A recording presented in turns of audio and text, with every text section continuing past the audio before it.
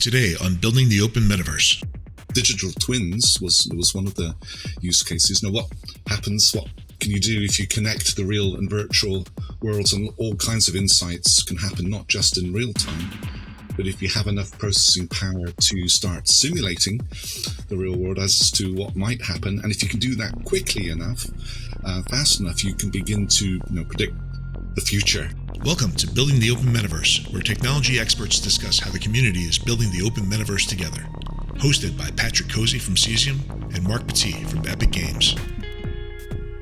Hello everybody, and welcome to our show Building the Open Metaverse, the podcast where technologists share their insight on how the community is building the open metaverse together. Hello, I'm Marc Petit from Epic Games. Very excited to kick off season 3 with my co-host, Patrick Cozzi from Cesium. Patrick, how are you? Hey, Mark, I'm doing great, and I'm really excited for season 3. Yeah, we have an amazing lineup of guests. Going to be exciting. We're going to mention some of that today. And to kick off season 3, we decided to pick it up where we left it at the end of season 2, which is with Neil Trevett, president of the Khronos Group and VP Developer Ecosystem at NVIDIA. Neil, welcome back to the show. Hey, Mark, thanks for the invite back. I'm glad you can't get rid of me that easy. No, we can't. And the reason why I wanted to have you back is because, over the summer, a few things happened. We left with the creation of the Metaverse Standards Forum, and then we had SIGGRAPH in between, which I think was one important moment for the interoperability agenda. So that's what we thought we would do today to kick off season 3 is, talk about the highlight of the SIGGRAPH conference and as well talk about the Metaverse Standards Forum. So why don't we start with SIGGRAPH? So Patrick and I hosted a full-day course on the Open Metaverse. Kudos to Patrick for organizing most of the course. To be honest, he did all of the job. Took a lot of effort to work with the SIGGRAPH organization. So it was a fantastic day. You remember, Patrick, we were worried we had such a big room. We did. Yeah, and we were not sure we could attract people, but at the end of the day, we had more 600 people in the room, and it was packed, and people did not leave. So there was a good feeling. We had a morning session with Neil Stephenson, the author of Snow Crash, Guido Caroni, Steve May, Natalia Tatarczyk, and Rev Baradian from NVIDIA. In the afternoon, we had Morgan Maguire, Jeff Peterson, Nadine Alame, and you, Mr. Trevett. So the reason why we invited Neil Stephenson, because he's the guy who dreamt and named the metaverse in his book Snow Crash, and he's now the founder and creator of Lamina One and New Layer One blockchain. So we felt he was a relevant person to have, of course. And the news is that we'll have Neil on the podcast very soon, right, Patrick? Yes, we're recording this week. It'll be out soon. Actually, he said something during his presentation is he imagined all of that before Doom and 3D games were released. I thought it was an interesting data point about his ability to see in the future. Yeah, he went right back into his history, right back to using rays from Pixar. It was pretty interesting, and I loved his presentation because he didn't have slides. He was reading, but of course it's like having a world-leading author making some of his books. It's like Cryptonomicron coming to life in front of you, and it was really awesome. I thought, and I like some of his phraseology. He was going through some of the problems with social media. He's saying social media's got people addicted to harvesting dopamine from the internet, which I thought was a very Neil Stephenson thing to say. But no, he also he had a good perspective on how Web3 is going to add value. I think he changed a lot of people's minds, or at least persuaded people to take another look at some of the Web3 technology. Yeah, he had a very balanced point of view, and I think he made the case, and of course, I expect we're going to talk with him directly about this when we welcome him on the podcast. But he looks at Web3 as an enablement, an enabler for artists, giving them true artistic freedom, independence from the suit and the people who pay them. And I think, given the amount of content within the metaverse, it's a very good point. And I think it was a very interesting and eye-opening point of view. Got a lot of good feedback. Yeah, totally. No, if we can genuinely enable more collaboration and cooperation, if adding real value, real economic value, he was quite persuasive. So Yeah, I spoke to a lot of folks after the course who said that Neil's talk opened up their eyes to Web3 to help incentivize artists. Yeah, well, it'll be interesting to talk about, the endeavor of starting a new layer one blockchain in 2023 and how you can do this, factoring all the learnings that we had so far. So looking forward to that episode. Stay tuned for Neil Stephenson on the podcast. Our next presenter at SIGGRAPH was Guido Coroni. He's the father of USD. He led the team who created it, and he's currently leading 3D engineering in Adobe. So I think it was a very interesting presentation as well, rationalizing why we need a standard and a common language to power the metaverse.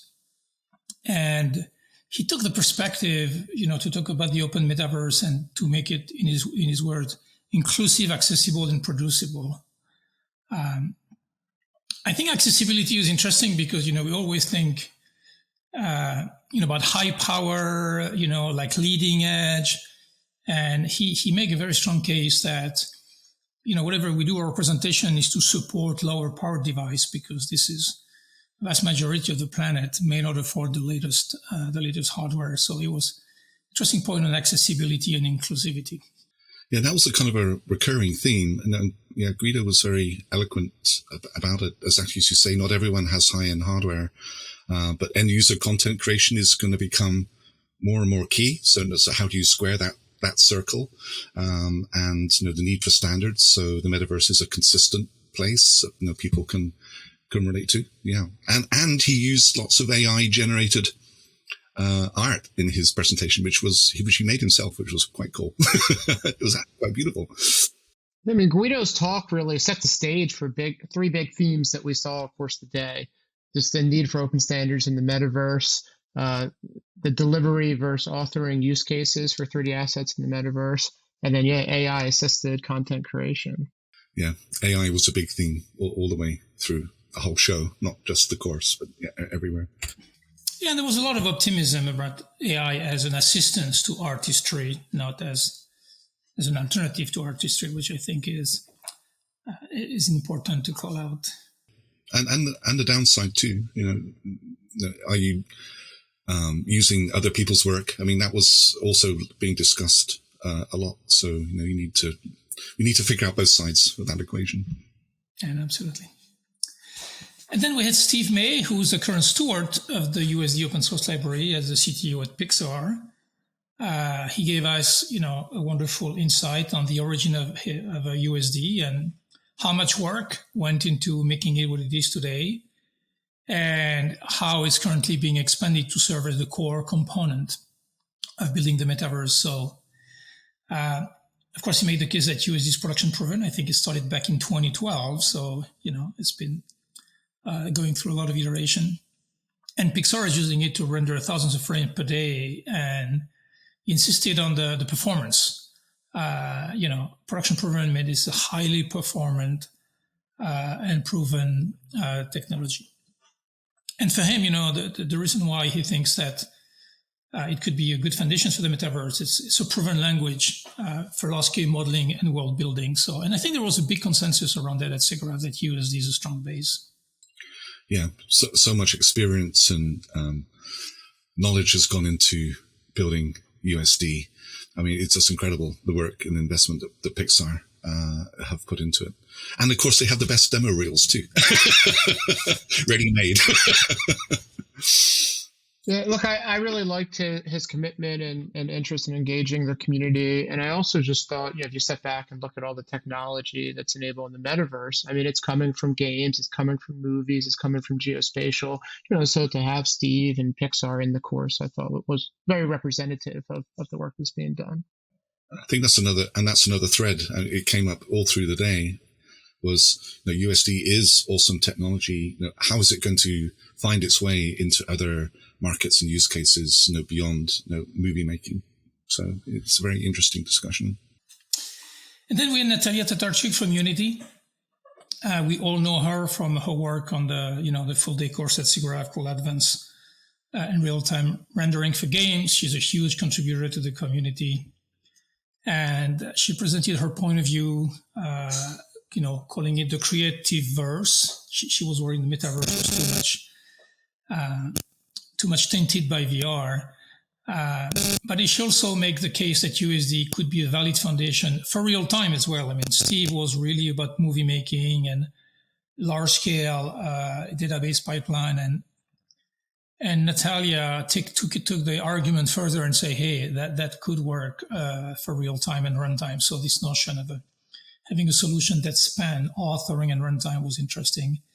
And she gave us a very detailed explanation about scene layering and compositing and scene portability. Hopefully, some of the slides are on the Cesium page of the SIGGRAPH course. Hopefully that your slides are going to be up there pretty soon as well. But I felt it was a really, this optics or the angle of scene portability, layering and compositing, I think was interesting, and it came back throughout the day as well.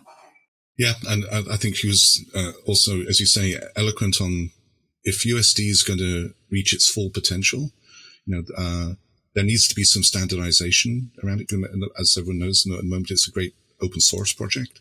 But if it's going to get out there, and this is the recurring theme, how is it going to navigate standardization? It's not a trivial question, and that there's so much technology in USD, and parts of it are very complex and it may not be suitable for standardization, but I'm sure parts are. So how do we, find the right balance? How does USD navigate that? It's going to be probably a topic for the next couple SIGGRAPHs to come. And when we were looking for presenters for this course, we weren't like, oh, let's go find a lot of people to talk about USD, right? We were looking for, who are the technical builders, who are the visionaries, and we said, what do you want to talk about with respect to the open metaverse? And it turned out that we had a lot of folks, including Natalia, who wanted to talk about the potential for USD. So, I thought that was insightful. And then, her phrase, the creatorverse, I think, was another theme throughout the day in terms of empowering creators, having a low barrier to entry for creators. Well, I liked about Natalia's presentation. She had a very pragmatic argument about what's needed. How can we get to standard for real-time 3D? She called that, protocol schemas, versioning of those schema, consistent rendering, having portable behaviors and all those things. So it was interesting. The depth of the thinking is, and it was Natalia, the other presenter. I mean, we can foresee a roadmap to get to the standardization, and we kind of know the things we get to knock off to get there. So I thought it was very positive, and for me, it made me very, very optimistic about the road ahead to standardization. And then we finished the morning with Rev Lebaradian from NVIDIA, your colleague, Neil. And Rev is the guy who's, he's taking everything that the other guy said and he's doing it. Omniverse is actually has USD at its core. And, so Rev made a lot of interesting representation about Omniverse. Neil, you want to talk to that? Yeah, I mean, this is a great example of USD already being deployed in real time and use cases and applications, not just being used for offline movie rendering. And there's lots of cool technology in Omniverse. I mean, there were a couple of examples that Rev was using, digital, because he was focused on using on use case for metaverse in industrial rather than consumer and gaming. So it was an interesting, different perspective. Digital twins was one of the use cases. Now, what happens? What can you do if you connect the real and virtual worlds? And all kinds of insights can happen, not just in real time, but if you have enough processing power to start simulating the real world as to what might happen, and if you can do that quickly enough, fast enough, you can begin to predict the future. So that was a very interesting framing of the power of high performance simulation, trying out different future scenarios. Very powerful, interesting idea. You actually called it out as superpowers, right? If I remember well. Superpowers, right? Yeah, exactly. Yeah. And Rev's a very passionate and inspiring speaker, and I liked that he showed just the scale of the metaverse, which became a theme that we started to see later in the course. And then also looking at all these use cases outside of entertainment. And Mark and I are excited because we're going to have Rev on the podcast this season as well. Yeah, we're looking forward to talk to Rev. I think he made the case, about real-time simulation, and when you can have a digital twin and simulate the future and having recorded the past, it's like you have teleportation, time travel, and then you can explore alternate futures. So I think it's very powerful. And, the role, he talked a lot about AI and the role of AI and, calling omniverse replacement robot can learn how to be robot. I think it's also a good summary of what NVIDIA is trying to do with omniverse right there. Yeah. And I liked his other example of training a robot inside a virtual metaverse and having it interact with the environment, and then just lifting that training out into a real robot. And it worked. That was another very cool example. Yeah, we'll see a lot of that in our futures. So that Rev wrapped up our morning session. At that time, Patrick and I were a little bit relieved. Things were going well. I think the depth of the conversation and the alignment. We did not line up everybody to say the same things, but at the end of the day, there was a big consensus. And the afternoon that we had, we had designed to be more about scale and talk about the standards was actually pretty good too. We started off with Morgan Maguire, the chief scientist from Roblox, and he talked about scalability, but it was interesting because he really talked about scalability at a very, very high level. So not only did he call out the challenges of getting 10,000 people to interact together, but he also really encouraged us to think about the implication of having so many people together in terms of behavior, ethics, and civility. And really called out that those things need to be built, those rules need to be built in a system from the ground up. You just don't build a system and hope that the behaviors are going to be people are going to behave. So, we need to lay down the rules and build the rules. It's a little bit similar to what we heard from Tiffany Wang when we talked about ethics and policy on the podcast. Like, it's really important to take those, safety, civility, ethics to build those and think about them very early in the design of the experience that we build. So, you can do this. Afterwards, I want to thank Morgan for bringing this, to calling this out, because I think it's very important as we build those virtual spaces, that that civility, privacy, moderation, and safety are all, important. Yeah, no, Morgan was an awesome speaker because, he had obviously a real genuine passion for this aspect. And he's right. It is important because, we've all learned from social media. This all could go horribly wrong for everyone in the metaverse because there's so much more data being gathered. The potential for downside is pretty huge. So if people begin to trust the metaverse for various reasons, then everyone is going to lose in multiple ways. So I think Morgan's absolutely right. We need to build this in. And actually, he's reflecting something that's coming through in the Metaverse Forum too. Is that whole topic is bubbling, right up to the top of the topic list. So it's very interesting. It's good that people care. Yeah, I'm glad to see that trust is such a prominent topic. And just in general, it was such a treat and an honor to have Morgan in the course. I've been a big fan of his work, his teaching, his books, all the open source work that he's done. And I really liked his examples of what young and small teams are creating with Roblox in just a few months, these incredible 3D experiences. And I think back to like when I was doing game programming in high school with Turbo Pascal, and what people are building today with Roblox was just so far beyond my wildest dreams. You're dating yourself, Patrick. Just mid 90s, Let's not get there, Neil. We want to have a little bit of a. Actually, I did Pascal too, believe it or not. Well, me too. That's what I learned at engineering school. So, and the next presenter we had was Jeff Peterson. Interesting guy because pioneer of online game at SOE, Sony Online Entertainment.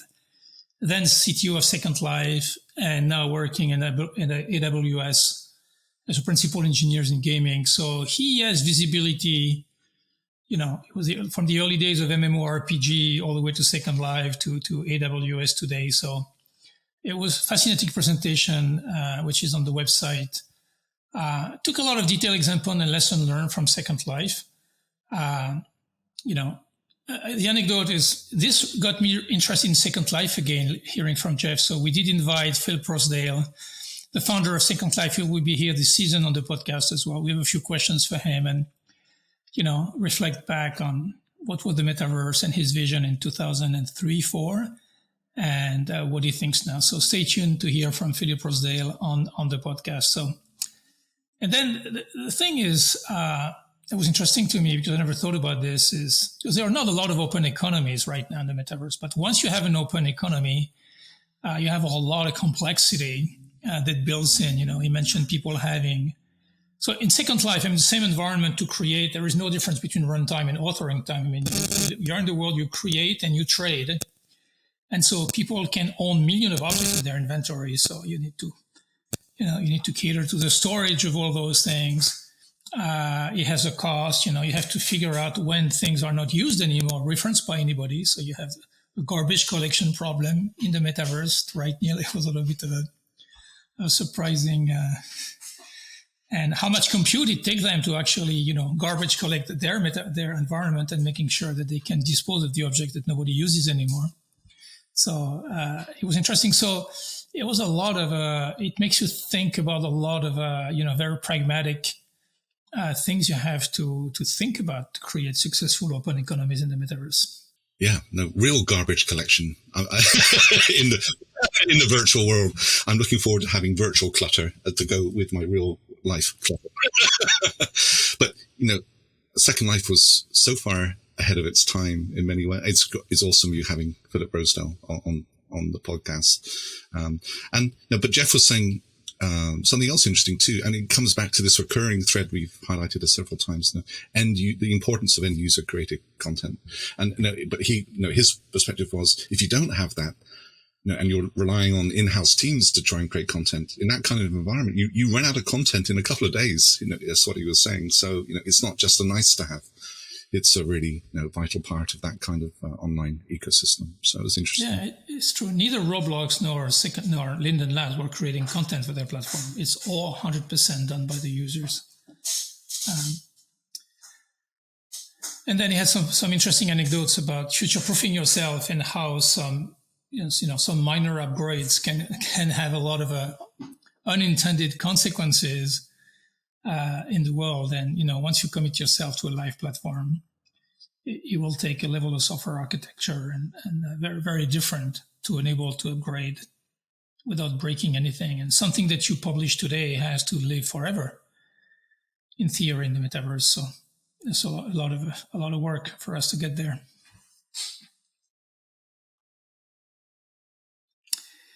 And then we invited two people from the world of a standard defining organization from SDOs. So the first was Nadine Alamé. She's the CEO of Open Geospatial Consortium, a former guest of the podcast. And Patrick, this is your field, right? Geospatial. So do you want to summarize what Nadine told us?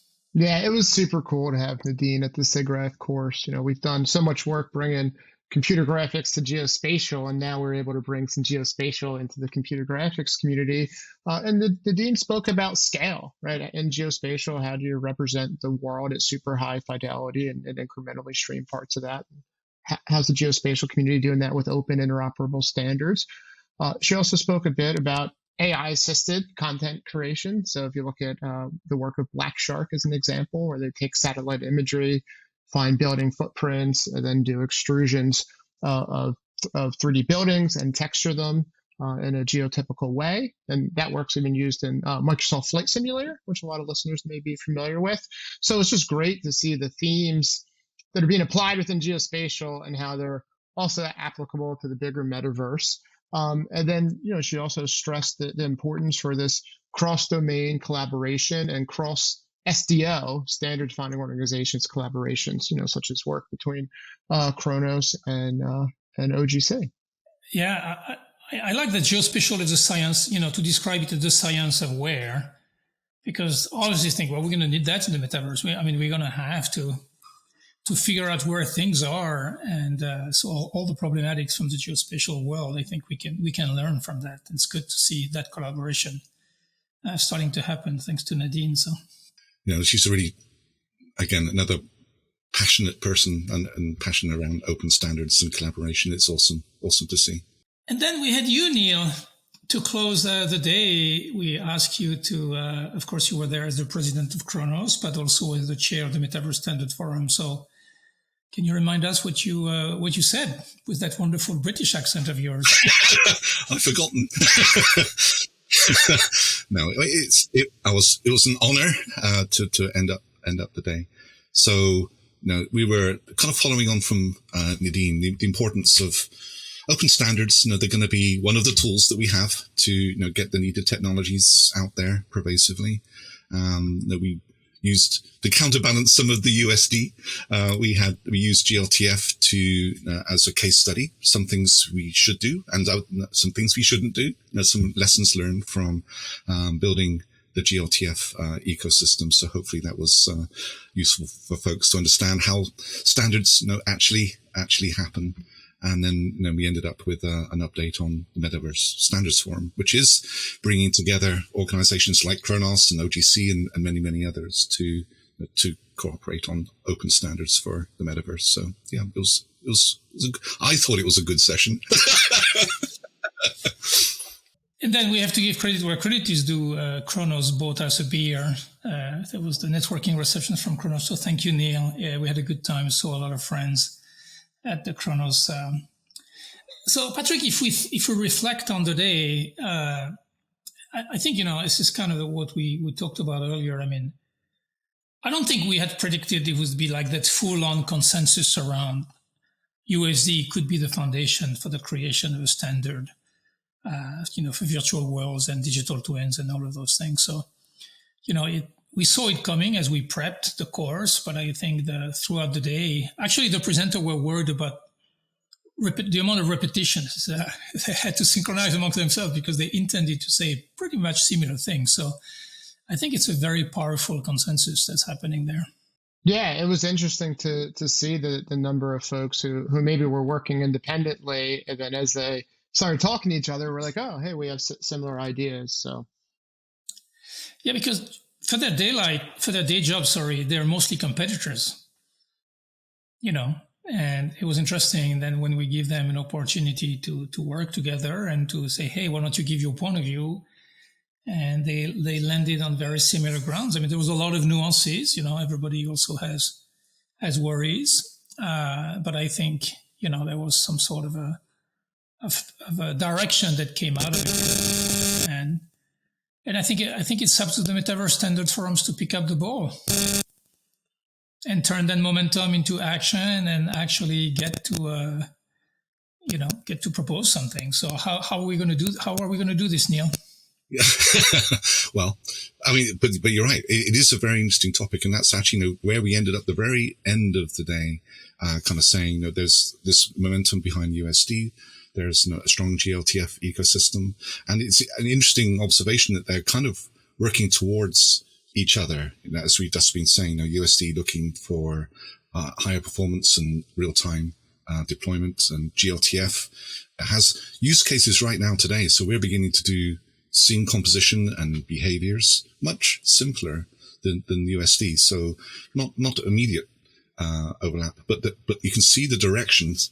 There's a potential for overlap and confusion in the future, and that's the kind of things we want to avoid. And hopefully, the Metaverse Standards Forum can help us fragment and confuse the industry through better coordination and cooperation. So, the forum, the update at SIGGRAPH, we're over 1,500 companies now in participating in the forum, a really wide diversity of different companies bringing lots of cool perspectives. And it's great to have this opportunity to have this attention being paid to open standards in the metaverse. But of course, it's also a challenge. to get real action and decisions. So what we're doing, we're slicing and dicing, and we're in the midst of setting up the first wave of working groups to focus on specific areas, and any members can join the groups that are of interest to them. And the one that bubbled to the top, perhaps not surprisingly, was the whole topic that we've just been talking about, 3D asset interoperability. So in the next few weeks, we're going to have that working group set up, and we'll start creating data and trying out in real life, what works, what doesn't work for authoring and deployment. A Deming quote, my favorite Deming quote, in God we trust, but everyone else bring data. And as we try to navigate through, what's going to deploy where, what's going to work where, I think if we can bring data to the table through that collaboration, that's going to be a real world tangible value to everyone, as we figure out the optimum path forward here. And so, so the governance of the forum, we're going to create domain working groups, and then there will be proposals. And the outcome of those domain working groups is requirements for an SDO to create a standard. I mean, let's remind that the Standards Forum itself is not a standard defining organization. It's just a place to have the conversation, coordinate between SDOs and industry, and produce requirements. That's right. So we've already had the membership, they've contributed 200 different topics, and we've bundled those up into domains. And that actually worked out pretty well as a process. And yes, we'll have the first 5 or 6 domain working groups hopefully in the next few weeks. But yes, it's a good point. The forum is not the place where these standards will be created. We want to accelerate and assist GLTF at Khronos, all the work that OGC is doing, USD, and all the great ecosystem work that's happening there. We want to accelerate and provide useful data to all of those folks. So, yeah, actually, I got 2 questions at SIGGRAPH regularly. People say, how are you going to make something concrete with 1,500 people at the table? And I think we covered this, through the domain working groups. And the other question was, why the hell are you trying to standardize something that does not exist? Like the metaverse. And again, the answer to this question is about setting a shared foundation, and so that we can build up from a shared foundation. And for me, what we heard through the course is USD is proving that there is a scene representation that can work for authoring and for real time. And it would be fantastic that in the early days of the metaverse, we align on that foundation and not start off with 2 or multiple and having to realign them down the line. So I think the challenge would be to restrain ourselves and not try to standardize things that are not mature, and isolate the parts that are, drive the consensus and are proven to be the concept that are to be working. And scene composability, portability, I think, as proven by USD, is one of those things. So I'm pretty hopeful about this. Yeah, our statement we've used a number of times, so I apologize if people have heard it already. We're not trying to build the metaverse cathedral. We're baking the metaverse bricks, because there's key interoperability problems that are clear and present today.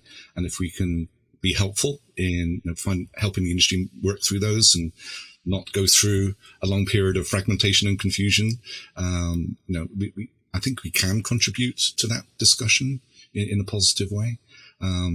Then we can make real forward progress and have real benefits for people today, even though we're not quite sure what the Darwinian process is going to be and what the metaverse is going to end up being. There's useful work that we can do right now. So, Neil, do you think there's any lessons learned from the internet, right? If you look at the Internet Engineering Task Force, I guess there was maybe government regulation that was maybe pushing interoperability and open standards, but we don't have that for the metaverse, or not today, but we do have the hindsight of the internet and the interoperability and the economic value that created. Yeah, it's if you look back at the internet history, it is kind of interesting that there was government guidance or government impetus, I guess is the right word, to create something that was open and available to all. And we don't quite have that in the same way this time around. The wheel of reincarnation. So as we're creating the metaverse version of the web, I think because we don't have that impetus coming externally, it's up to the industry to really make sure we have as far as we can, a vision and a shared cooperation and coordination to make sure we don't make missteps, and perhaps we can avoid some of the mistakes with Web 2.0, with Web 3.0. So I hope so. Yeah, well, I mean, we're about to see. I mean, Patrick is leading the charge, a group of great companies, and to create the initial proposal for the 3D asset interoperability working group. So it's about to get real, and hopefully we'll show some good results. I don't know what the timeline is, but I think we're certainly making sure we're going to have the right people around the table and create a very inclusive, wide-ranging yet very competent set of people to talk about this. Yeah, it's pretty cool. As you say, we have the right people around the table, and I think we can be focused. And frankly, this is going to be the make or break of the forum as a concept. If we can get these working groups to deliver value and real, data that's useful to the industry, it'll have proven its worth. If not, then it will be less valuable as a forum to the industry. So this is a critical phase, and I think 3D asset interoperability is a great place to start. And so, a reminder: if people wants to contribute, only organization can be member of the forum, no individuals. And then it's pretty much like a Spanish hostel.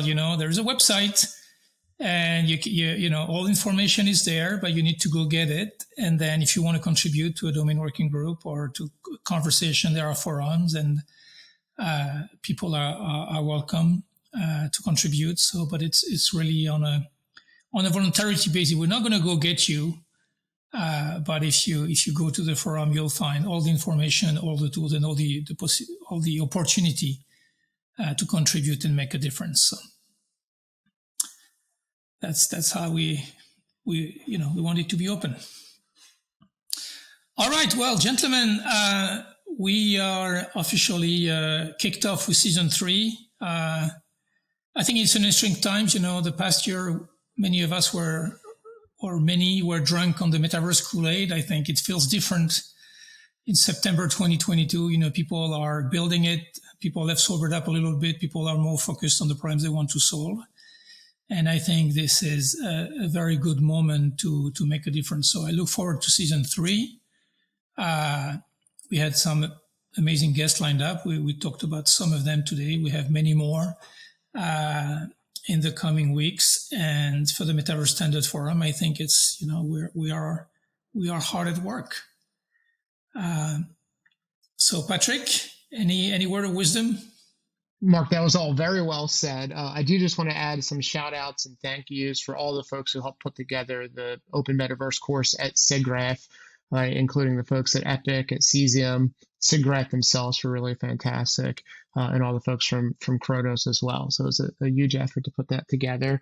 And then, Mark, I think you're exactly right that there was a lot of hype, and now here we are in September 2022, and it's getting real, and we're building, and it's going to be a very exciting and insightful time.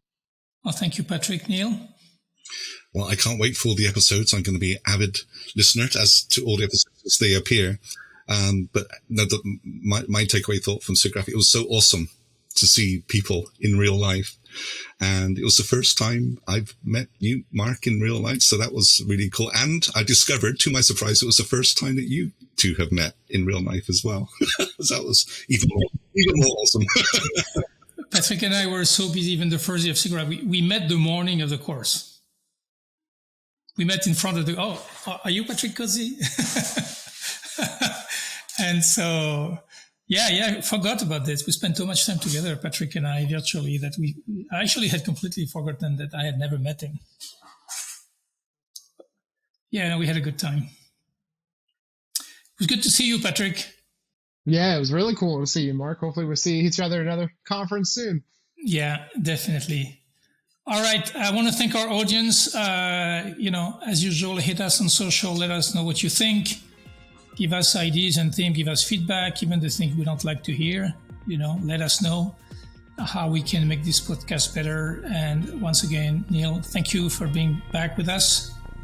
And Patrick, looking forward to season 3.